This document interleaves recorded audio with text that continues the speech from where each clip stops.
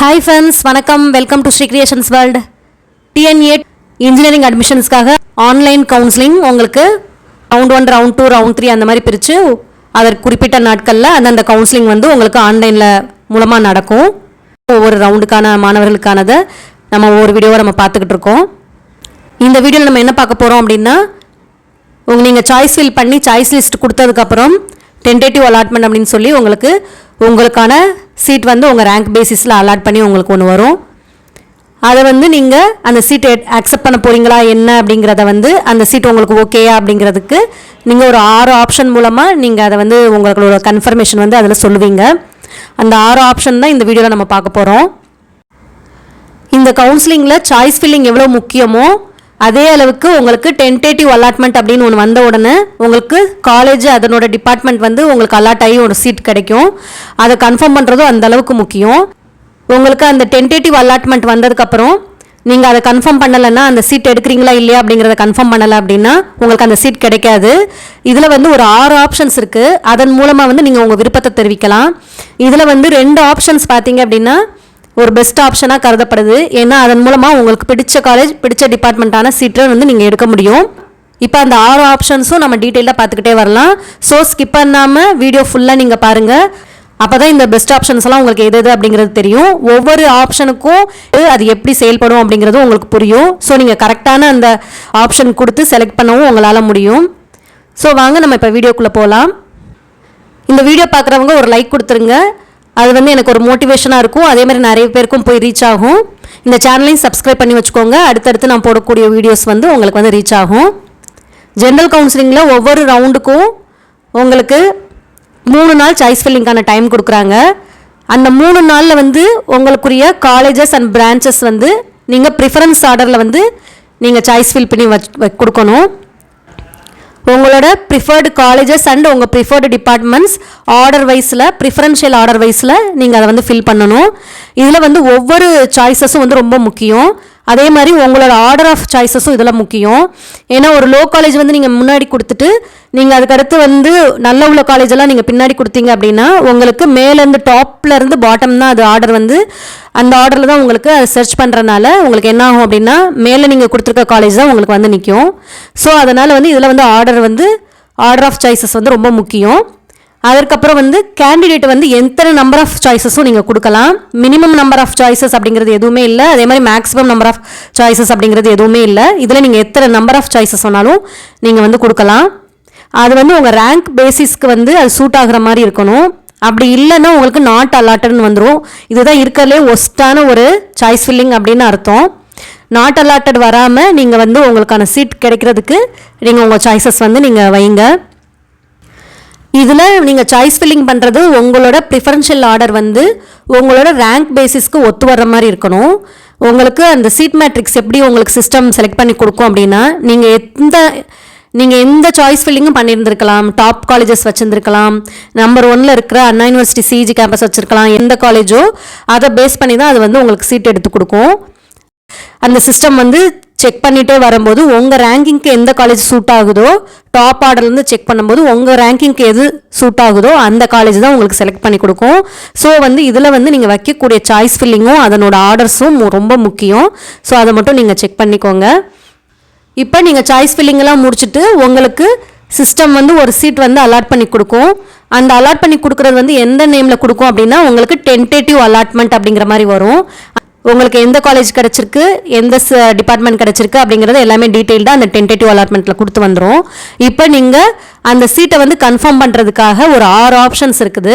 அந்த 6 ஆப்ஷன்ஸில் நீங்கள் இந்த சீட்டை எடுக்க போகிறீங்களா இல்லையா அப்படிங்கிறத வந்து நீங்கள் 2 நாளில் கன்ஃபார்ம் பண்ணணும். அந்த மாதிரி 2 நாளில் நீங்கள் கன்ஃபார்ம் பண்ணால் மட்டும்தான் உங்களுக்கான அந்த சீட் வந்து அந்த அலாட்டாக இருக்க சீட் வந்து உங்கள் கைக்கு கிடைக்கும். இட் மீன்ஸ் என்ன அப்படின்னா அந்த சீட்டில் வந்து நீங்கள் ஜாயின் பண்ண முடியும். அந்த டிபார்ட்மெண்ட்டில் போய் நீங்கள் ஜாயின் பண்ண முடியும். அதை அந்த மாதிரி நீங்கள் கொடுக்கல அப்படின்னா நீங்கள் கன்ஃபார்ம் பண்ணுறதுக்கு தவறுனீங்க அப்படின்னா அது வந்து அடுத்த ரவுண்டுக்கு உங்களை அந்த கேண்டிடேட் வந்து போக வேண்டியதாக இருக்கும். ஓகே, ஸோ இந்த மாதிரி ப்ராசஸ் இருக்குது. இப்போ நம்ம மெயினாக அந்த 6 ஆப்ஷன்ஸும் நம்ம பார்த்துட்டே வருவோம். இதெல்லாம் ஏன் உங்களுக்கு சொல்கிறேன் அப்படின்னா இந்த 6 ஆப்ஷன்ஸ்க்கு பார்க்குறதுக்கு முன்னாடி இது எப்படி ஒர்க் ஆகுது அப்படின்னு சொன்னால் தான் உங்களுக்கு வந்து இது புரிஞ்சுக்கிற முடியும். அதனால தான் ஃபஸ்ட்டு உள்ளது இதை மைண்டில் வச்சுக்கோங்க. அதுக்கு அடுத்து உள்ளது அது என்னென்னு நம்ம பார்த்துட்டே வருவோம். இப்போ நமக்கு சீட் அலாட் ஆகி ஒரு டென்டேட்டிவ் அலாட்மெண்ட் வந்திருக்கு. இந்த மாதிரி ஒரு காலேஜ் ஒரு டிபார்ட்மெண்ட் கொடுத்து வந்திருக்கு. அதில் ஃபஸ்ட்டு ஆப்ஷன் என்ன அப்படின்னா அக்செப்ட் அண்ட் ஜாயின். இது வந்து மொதல் ஆப்ஷன் வந்து கொடுத்துருக்கோம். நீங்கள் கிளிக் பண்ணாலே அந்த டென்டேட்டிவ் அலாட்மெண்ட் கன்ஃபர்மேஷன்லேயே உங்களுக்கு கிளிக் பண்ணும்போது நீங்கள் அந்த டயத்தில் வந்து ஒரு 5 ஆப்ஷன் காமிக்கும் இருந்தது. Okay, seat not allotted, no seat அப்படின்னு வரும்போது மட்டும்தான் 6வது ஆப்ஷன் காமிக்கும். மற்ற எல்லாத்துக்கும் டென்டேட்டிவ் அலாட்மெண்ட் வந்தவங்களுக்கு எல்லாருக்குமே இந்த ஃபஸ்ட்டு சொல்கிற போகிற இந்த 5 ஆப்ஷனும் காமிக்கும். நாட் அலாட்டட் வர்றவங்களுக்கு மட்டும்தான் 6வது ஆப்ஷன் வந்து காமிக்கும். ஓகே, இப்போ ஃபஸ்ட்டு அக்செப்ட் அண்ட் ஜாயின் நம்ம பார்க்கலாம்.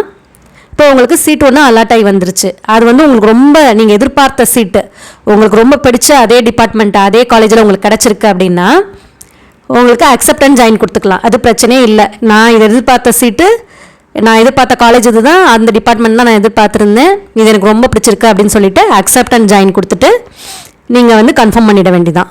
அந்த மாதிரி கன்ஃபார்ம் பண்ணிட்டீங்க அப்படின்னா அந்த சீட்டே உங்களுக்கு அந்த காலேஜில் அந்த டிபார்ட்மெண்ட்டில் உள்ளதே உங்களுக்கு கிடச்சிரும்.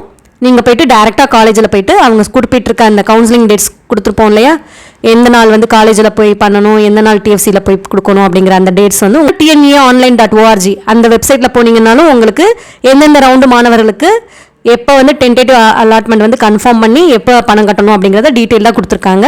அதிலையும் நீங்கள் செக் பண்ணிக்கோங்க. ஸோ இந்த மாதிரி அக்செப்ட் அண்ட் ஜாயின் பண்ணிவிட்டு கிளிக் பண்ணிவிட்டு உங்களுக்கு ப்ரொவிஷனல் அலாட்மெண்ட் வந்துடும். நீங்கள் இந்த அக்செப்ட் அண்ட் ஜாயின் கொடுத்தீங்கன்னா ப்ரொவிஷனல் அலாட்மெண்ட் அப்படிங்கிறது உங்களுக்கு அந்த காலேஜும் அந்த டிபார்ட்மெண்ட்டும் கன்ஃபார்ம் பண்ணி ஒரு ப்ரொவிஷனல் அலாட்மெண்ட் வந்துடும். ஃபீஸ் எல்லாம் அதிலே உங்களுக்கு குறிப்பிட்டிருப்பாங்க.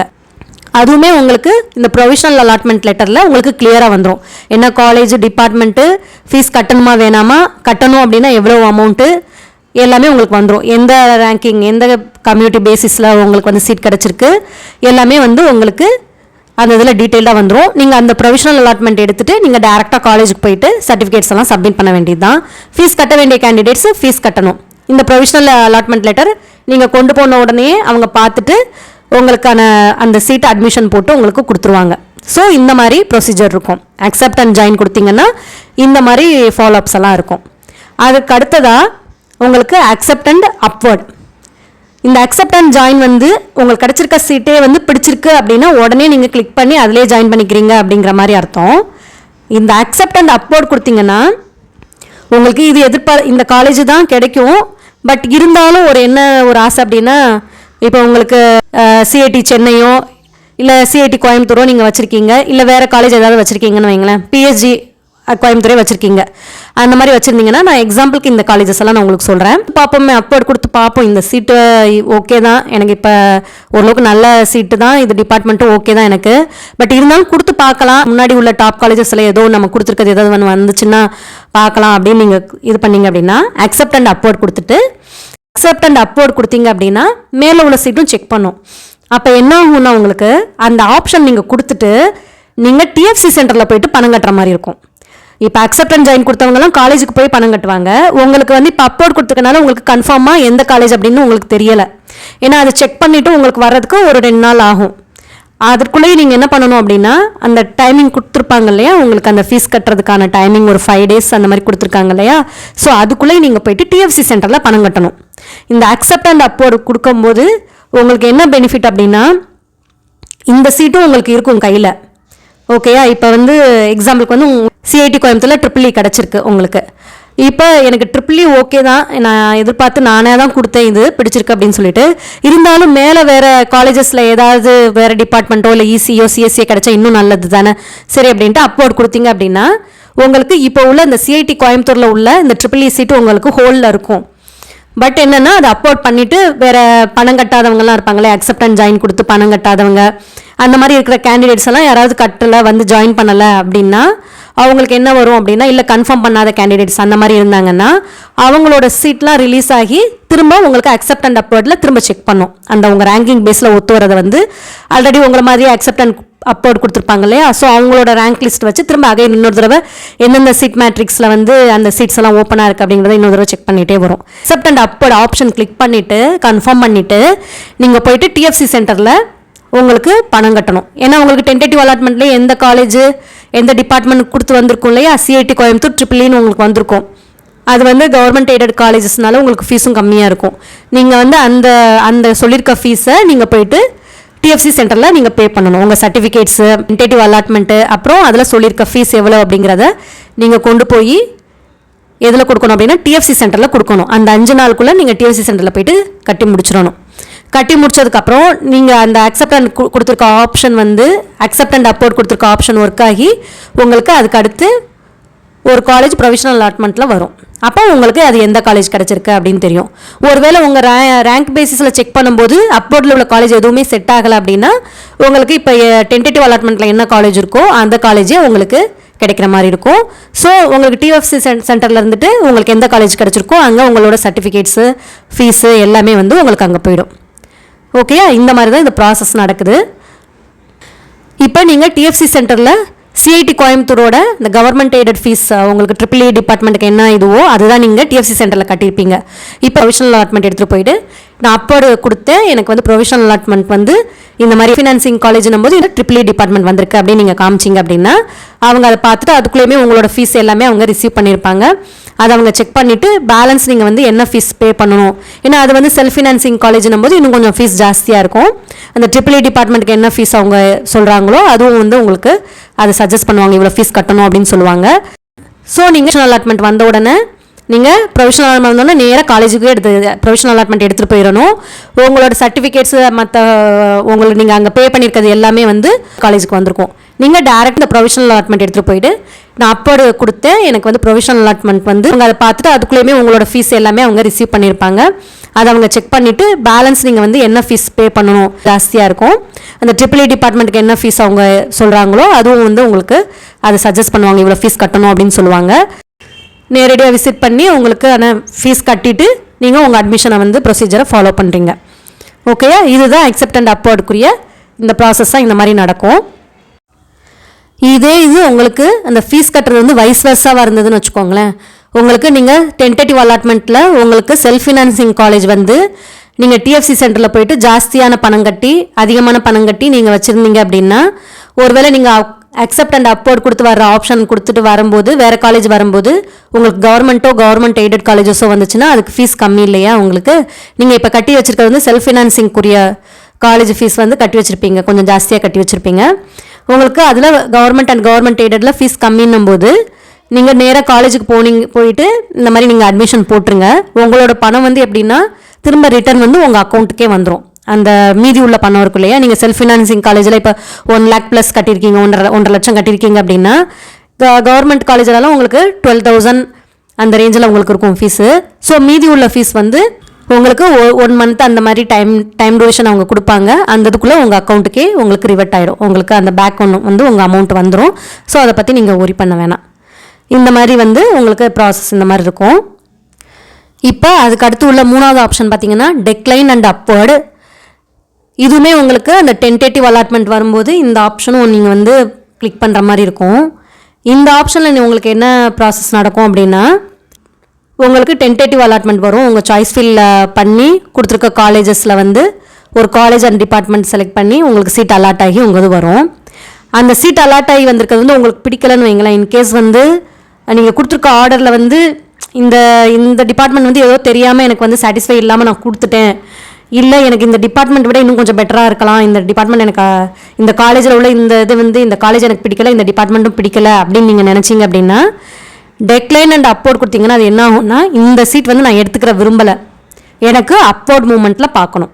இப்போ நீங்கள் கொடுத்துருக்க காலேஜஸில் இதுக்கு முன்னாடி உள்ள காலேஜஸ் எல்லாம் ஓகே நான் பரவாயில்லாமல் பண்ணியிருக்கேன், இந்த ஒரு காலேஜும் டிபார்ட்மெண்ட்டும் நான் சரியாக தெரியாமல் கொடுத்துட்டேன், இல்லை எனக்கு இது பிடிக்கலை அப்படிங்கிற பேசிஸில் கொடுக்கக்கூடிய ஒரு ஆப்ஷன் தான் இந்த டெக்ளைன் அண்ட் அப்போர்டு.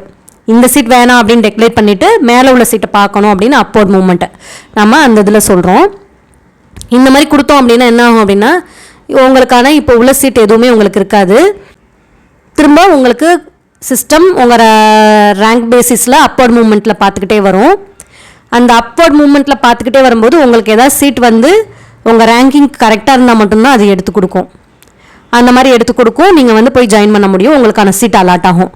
அப்படி இல்லை உங்களுக்கு வந்து அதுக்கு அப்போர்ட் கொடுத்துருக்க சீட் எதுவுமே உங்களுக்கு செட் ஆகலை, உங்கள் ரேங்கிங்க்கு வந்து அது கிடைக்கல அப்படின்னா நீங்கள் என்ன பண்ணுவீங்க அப்படின்னா அடுத்த ரவுண்டுக்கு மூவ் ஆகிடுவீங்க. ஸோ இந்த ரவுண்டில் இப்போ நீங்கள் ரவுண்ட் 1 மாணவர்களாக இருந்தால் உங்களுக்கு இந்த டெக்லைன் அண்ட் அப்வர்ட் கொடுத்தீங்கன்னா அப்வர்ட் கொடுத்துருக்க காலேஜ் எதுவுமே உங்களுக்கு ரேங்க் பேசிஸில் செக் பண்ணும்போது உங்களுக்கு கிடைக்கல அப்படின்னா உங்களுக்கு என்னென்னா அடுத்த ரவுண்டுக்கு நீங்கள் போயிடுவீங்க.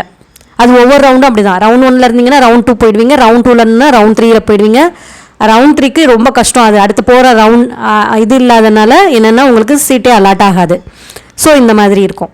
இதில் வந்து இந்த டெக்லைன் அண்ட் அப்வர்ட் கொடுக்குறதுல என்னென்னா அதுக்கு முன்னாடி நீங்கள் காலேஜஸ் கொடுத்துருக்க ரேங்கிங்கில் வந்து கிடைக்கிற மாதிரி இருந்துச்சுன்னா பிரச்சனை இல்லை. அப்படி இல்லைன்னா நெக்ஸ்ட் ரவுண்டு போகிறீங்கன்னா என்ன அர்த்தம் அப்படின்னா நீங்கள் கட் ஆஃப் இவ்வளோ வாங்கியும் நீங்கள் அடுத்த ரவுண்டுக்கு போகிறீங்க அப்படின்னா என்ன அந்த கட் ஆஃப் மார்க்கோடு சேர்ந்து தான் உங்களுக்கு வரும். ஓகேயா, அந்த மாதிரி ஆகிடும். இந்த ரவுண்டெல்லாம் முடிச்சுட்டு மீதி உள்ள சீட் அங்கே கிடைக்கும்போது அந்த ரவுண்டு 2 மாணவர்களை செக் பண்ணி நீ எப்படி சீட்டு இது கொடுக்குறாங்களோ அதே மாதிரி தான் உங்களுக்கும் ஆப்ஷன் ஆகிடும்.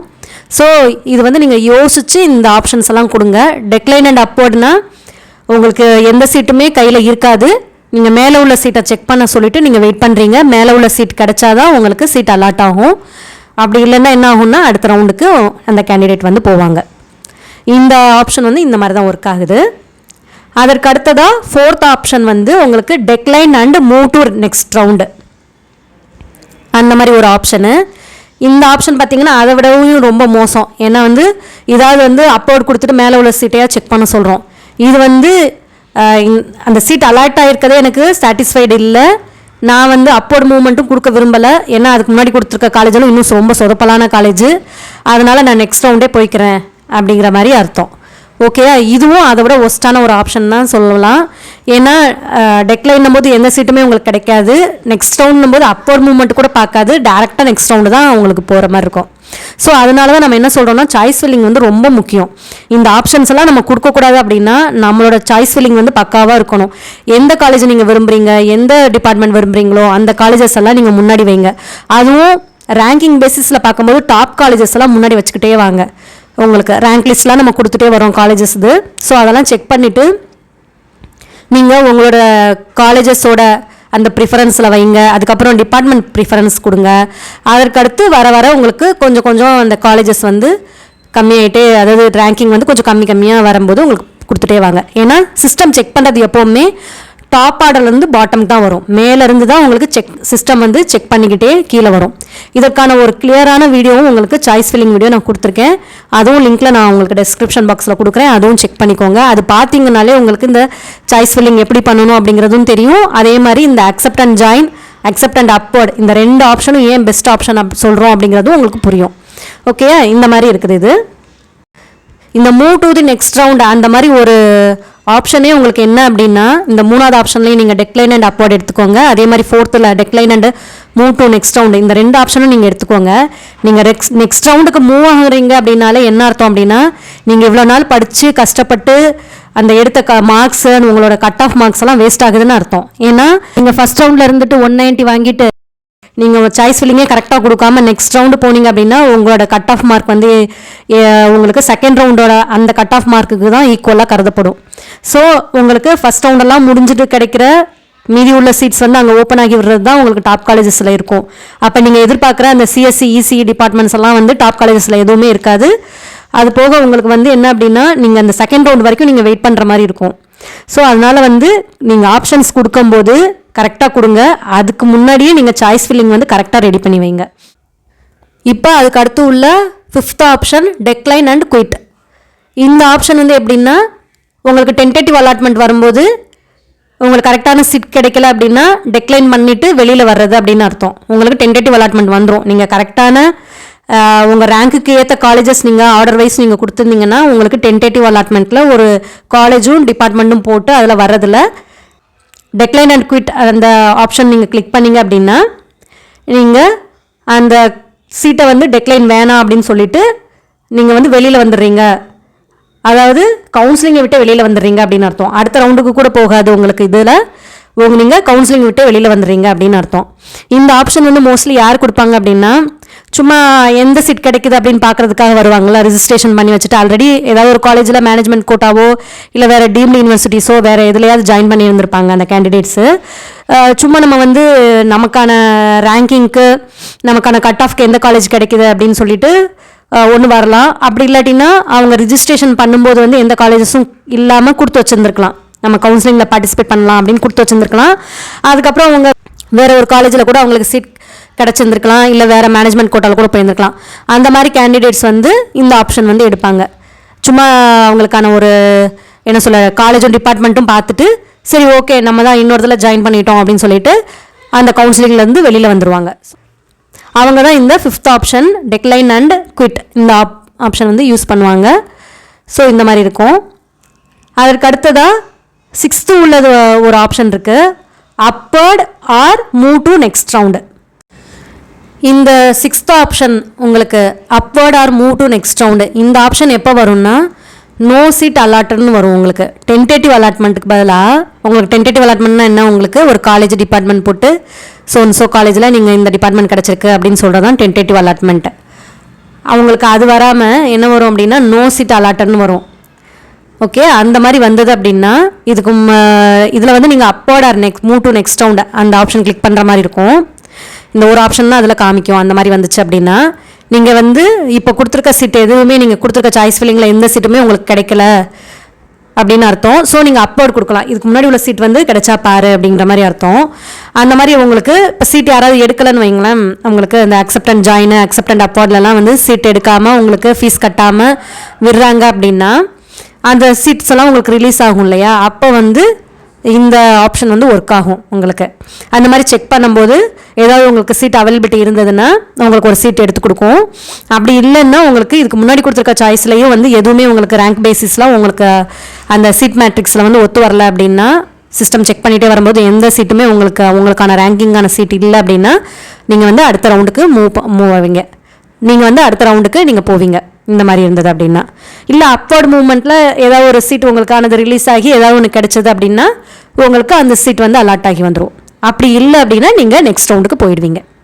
ஓகே, இந்த 6 ஆப்ஷனும் இந்த மாதிரி தான் ஒர்க் ஆகுது. ஸோ நீங்கள் கவனமாக உங்கள் சாய்ஸ் ஃபில்லிங்கும் உங்கள் ஆப்ஷன்ஸும் நீங்கள் கரெக்டாக கொடுங்க. உங்களுக்கான சீட் வந்து கண்டிப்பாக வந்து நல்ல சீட்டே உங்களுக்கு கிடைக்கும். நல்ல காலேஜில் நல்ல டிபார்ட்மெண்ட்டு நல்ல சீட்டே உங்களுக்கு கிடைக்கும். ஓகே ஃப்ரெண்ட்ஸ், இந்த வீடியோ உங்களுக்கு யூஸ்ஃபுல்லாக இருந்திருக்கும் அப்படின்னு நினைக்கிறேன். இந்த வீடியோ உங்களுக்கு பிடிச்சிருந்ததுன்னா லைக் பண்ணுங்கள், ஷேர் பண்ணுங்கள் அண்ட் மறக்காமல் சப்ஸ்கிரைப் பண்ணுங்கள். தேங்க்யூ.